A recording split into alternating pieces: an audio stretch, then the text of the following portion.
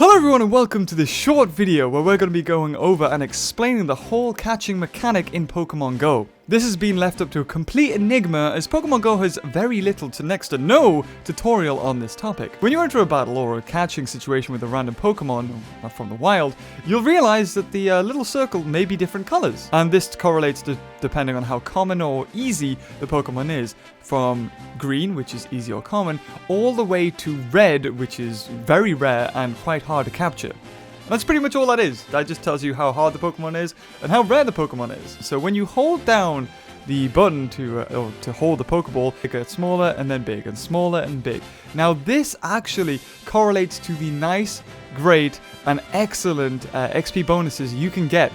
Nice being 20 XP, great being 50 XP, and excellent being a whole 100 XP. That's like catching an extra Pokemon just for throwing the ball correctly. But the question is, how'd you get that 100 or, excellent sort of little thingy you get? I was originally going to make a video yesterday about this, but playing it again today for another couple of hours, I've actually worked out that I was wrong, and I'm kind of glad that I didn't do it.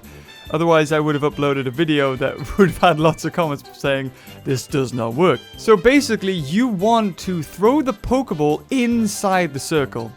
No matter what size it is, you want to hit inside the target, and the magic of it is, you get to choose your XP bonus, basically.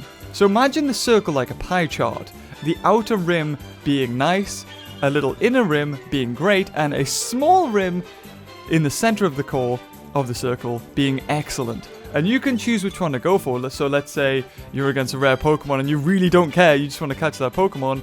You could go for a nice and let the circle sort of go quite big and then aim for the middle. Of course, you don't have to at all. So if you wait for the circle to be small and you hit that target, then you'll get a whole 100 XP. However, if you miss, then you'll get no XP bonus. So you'll see that things sort of stack up, whether a 20 XP is really easy to get, 50 XP is sort of okay, and a 100 XP, if you're really good at it, then try it. But you might be asking, is there an easy way to get nice or great every time?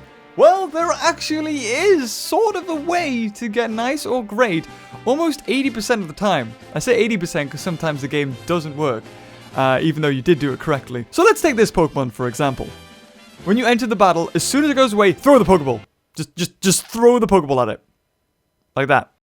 Yeah. And 99% of the time, you will get a nice or a great. And that's because you hit inside the circle. The way the Pokeball launches means that it goes straight for the middle. I found this to be the case for almost every time I've done this. Zubat are notoriously hard to capture, and I'm pretty sure you guys have been quite annoyed at them, the same as I have, but this tactic does work for them. After a Zubat or a Pokemon breaks free the first time, it actually gets even further away from you, and that makes getting this nice, great, or excellent even harder to get, as the further away it is, the less accurate you can be, and chances are you're either going to miss it or just bonk it on the head.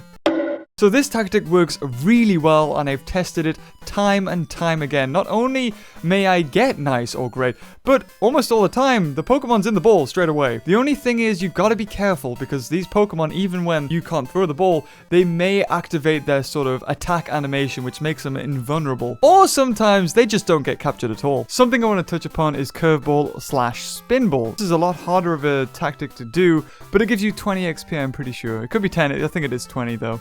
20 XP. If you are going to do this, just remember whichever way you throw the ball, it's going to curve back around that way. So if you're wanting the ball to curve left, throw it right. I don't personally do this, but it's up to you if you want to. I'm not going to force you to or anything. So, I hope you've enjoyed that video, and now you guys deserve something for making it this far, so here's a pro tip. When you're collecting things from Pokestops, you can just exit it, and it'll collect it for you automatically. Okay, bye.